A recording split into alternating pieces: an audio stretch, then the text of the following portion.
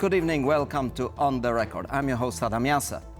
Serbia's paramount leader Aleksandar Vučić is yet again performing a political dance between Russia and Europe. He insists that joining the European Union is his priority, and yet he wants to stand shoulder to shoulder with Vladimir Putin at the May Victory Parade in Moscow, in defiance of the EU's request to stay away.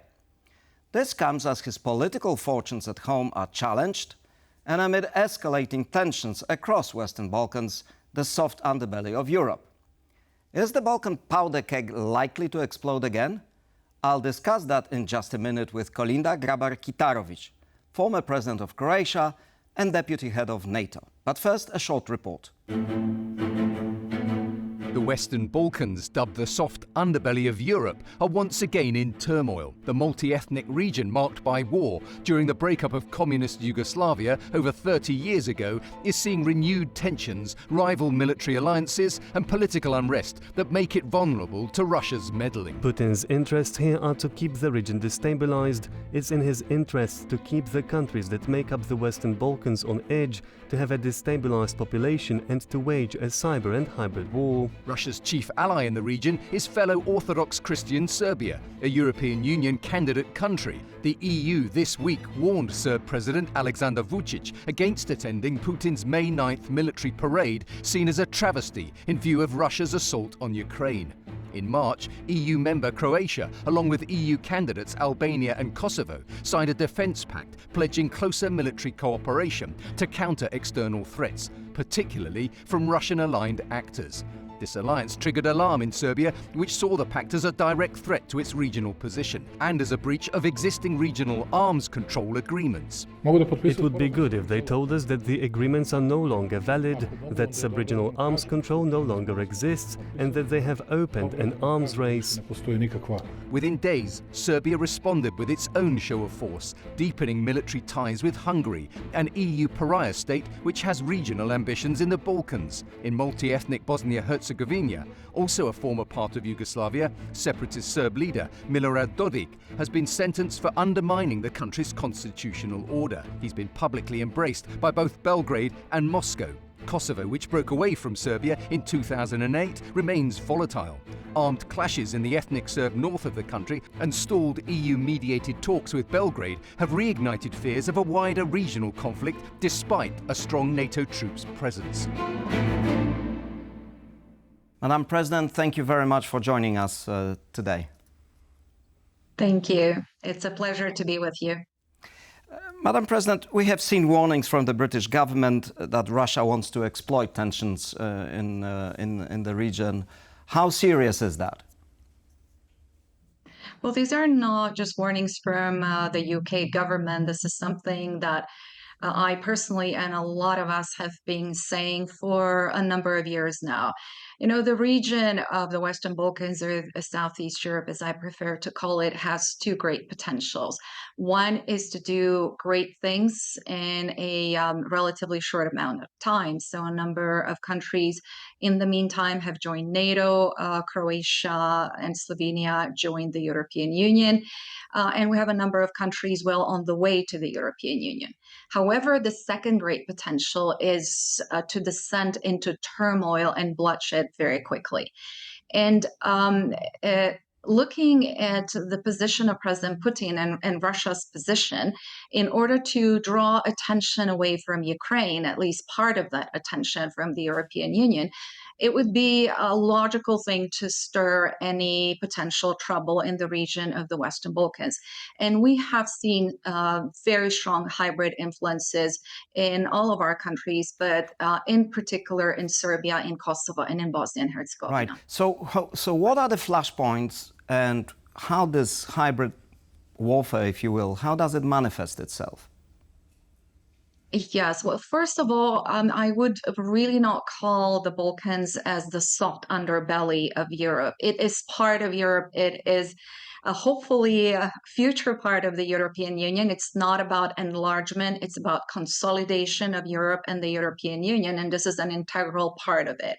And it should be treated like that. I believe that the way forward is to really pay attention to what goes on. I think that we do have the preconditions. Secretary General of NATO, Mark Rutte, visited Sarajevo just recently, and he said this is not 1992. We have international presence, we have NATO presence, so anyone who wants to stir trouble, who wants another conflict, should be aware of that the international community will react. And I really do hope that is true, that we react quickly enough to stop any problems from turning into conflicts. There is Right. potential, most of all, I believe, in Bosnia and Herzegovina, where Milorad Dodik has expressed very clearly his desire to have a referendum on independence of Republika Srpska. We all know that he travels to Russia. He was just recently in Russia. He gets his orders directly from Putin, from Lavrov, and from others. And the second potential trouble point is Kosovo, where just yesterday the Parliamentary Assembly was not able to confirm their own mandate. So right now we don't even have a parliament in Kosovo. We'll see what happens in the next 48 hours. But obviously the country, which so far has been rather stable, is quite divided. We'll see what happens. The Constitutional Court might intervene. I honestly don't see a political way forward. We need to see what Kosovo says about it. But it's obvious that there is heavy outside influence that is stirring emotions and stirring political affiliations in both countries. Right. Well, And the let third me just for a aspect moment is return Serbia. to Mr. Dodik, the Serb leader.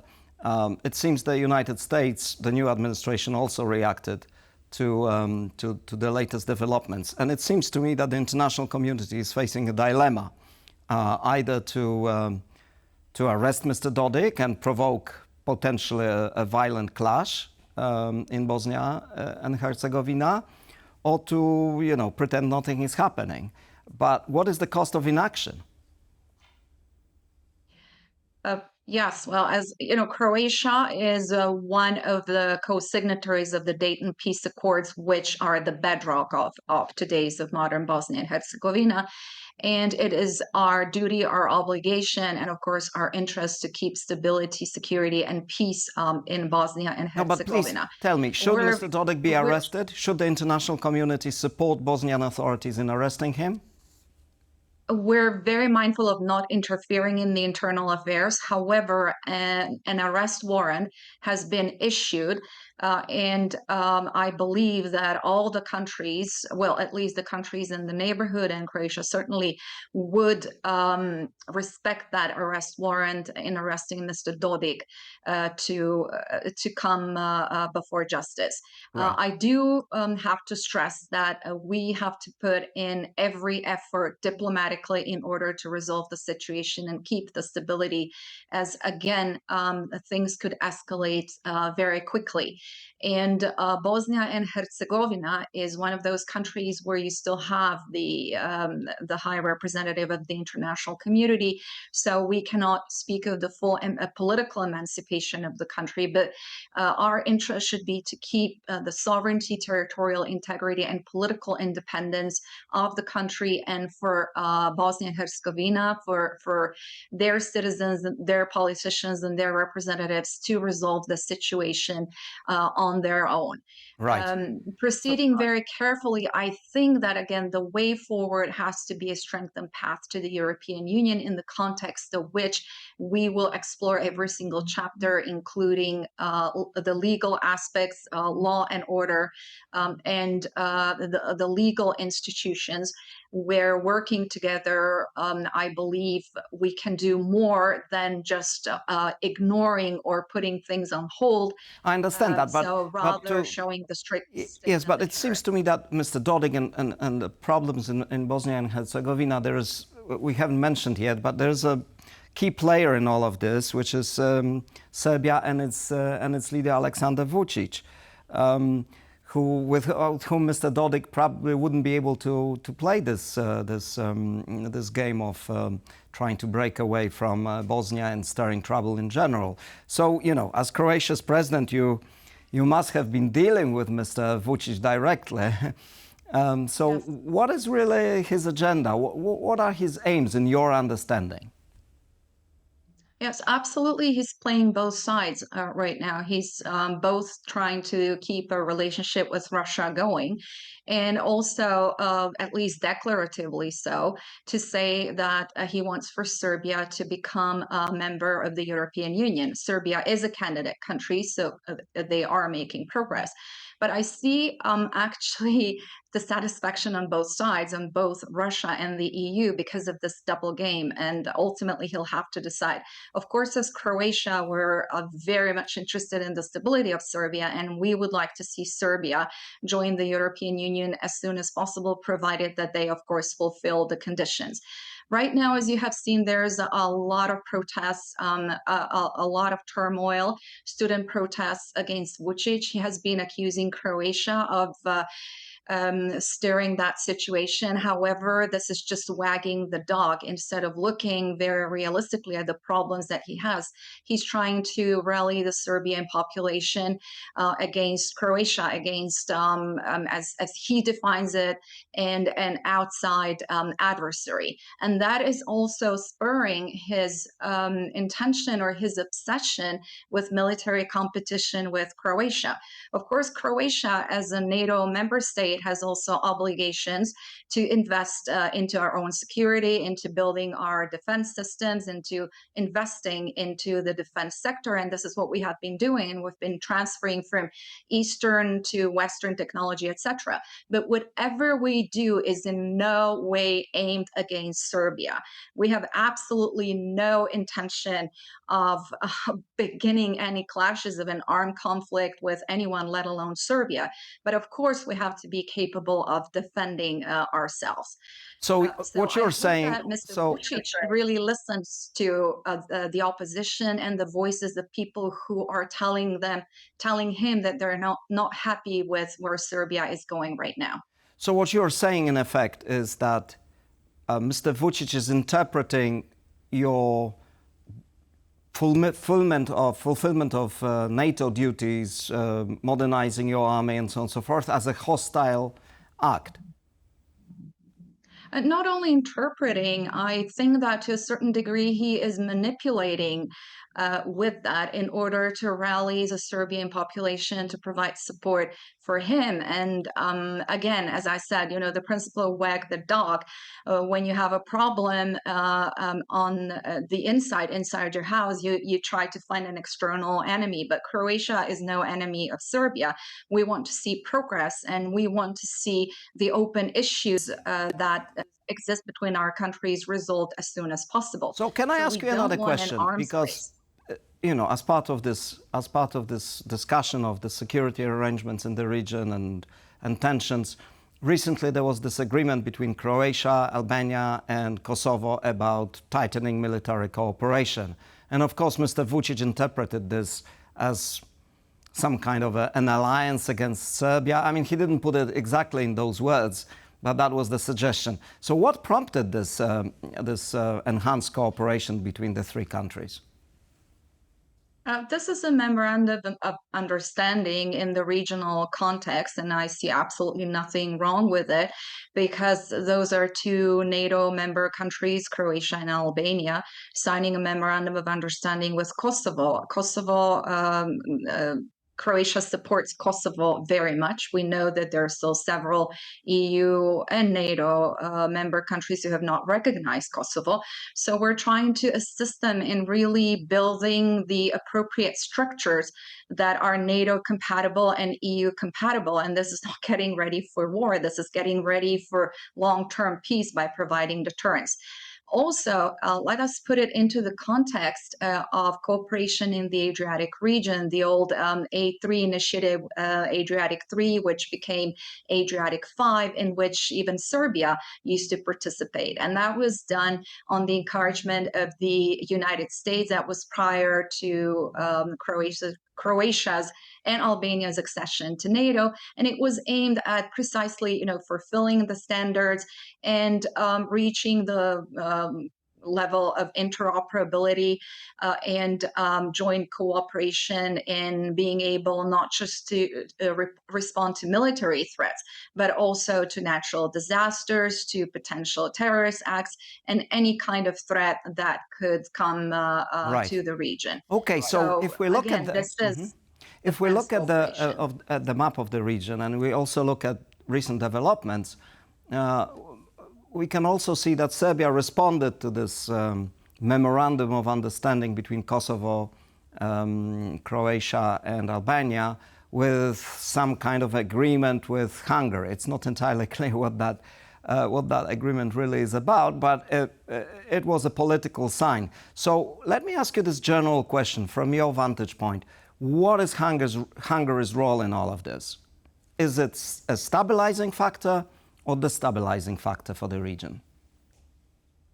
Well, Hungary has historically played a stabilizing factor for the region, and I hope that they will continue to do so. Of course, it is their right to cooperate with any country in any area as long as it's not aimed against anyone else.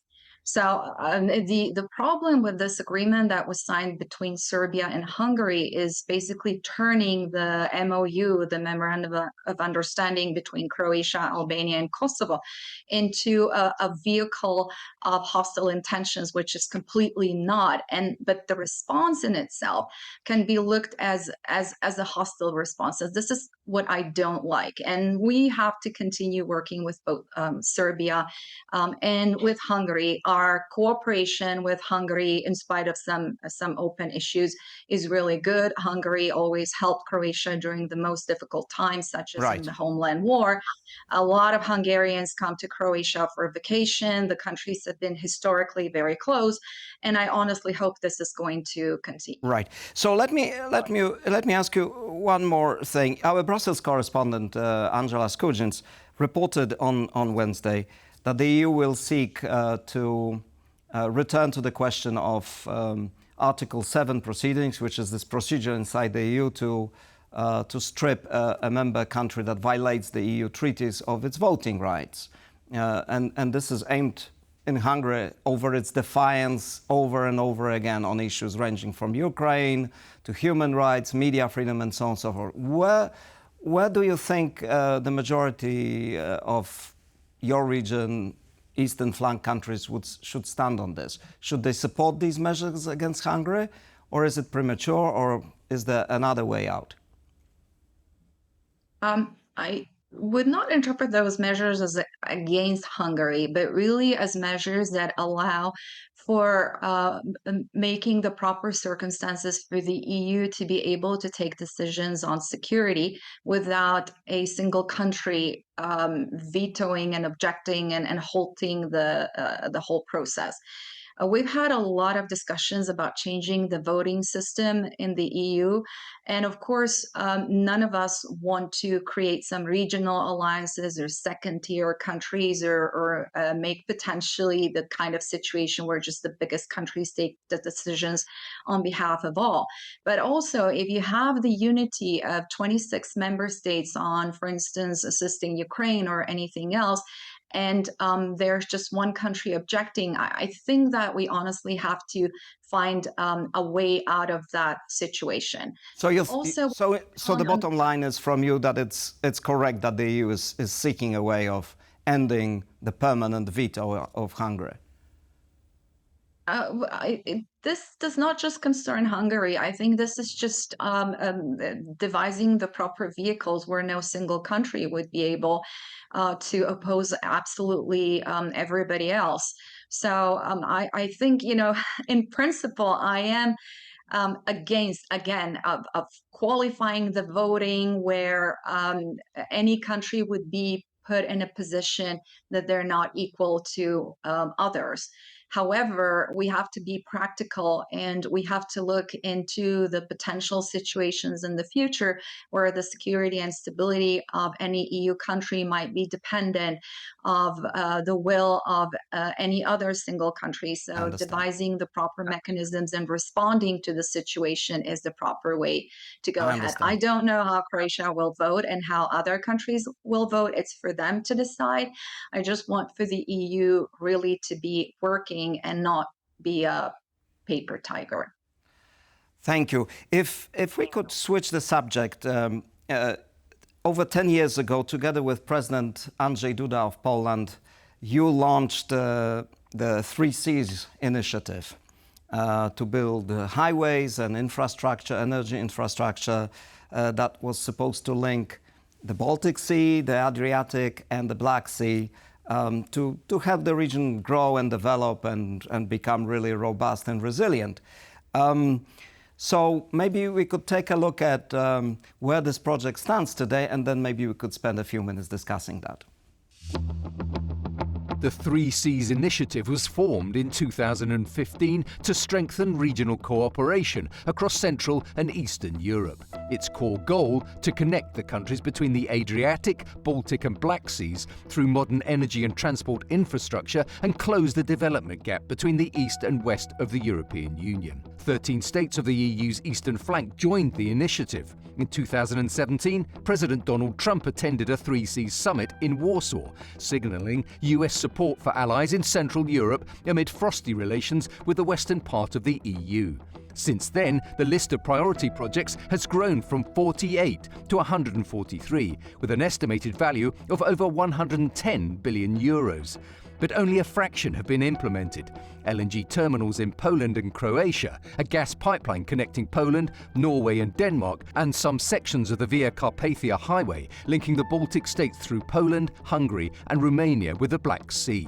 While a dedicated investment fund of around 1 billion euros was established, it covers only about 12% of investment needs, and only 9 out of 13 member states contribute to it. Poland provides nearly 1/3 of the total. That imbalance slows progress. Part of the initiative's weakness was its politicization. The initial edge of the initiative, as it was being seen in Poland, had been slightly anti-German.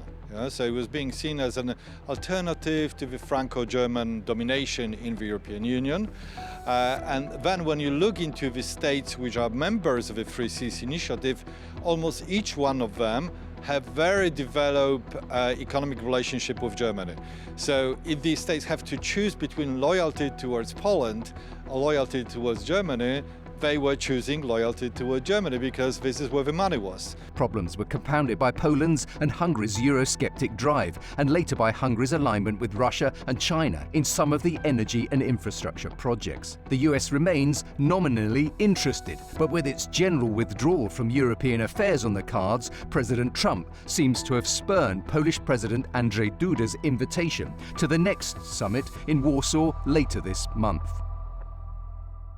So, Madam President, how satisfied are you with the progress the Three Seas initiative has made? Well, I'm glad that the initiative has survived, especially the COVID times. And but that's already that's already a qualification if you're happy that it survived, because it means it hasn't thrived. You know why? Because it does not have any permanent structures that is carried from country to country.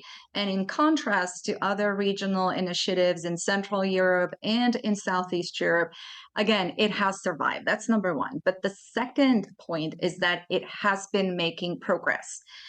Yes, and not all the countries have invested into the investment fund. Investment actually gives you the voting rights. But the point is that investment doesn't come just from the fund itself. Those are EU projects.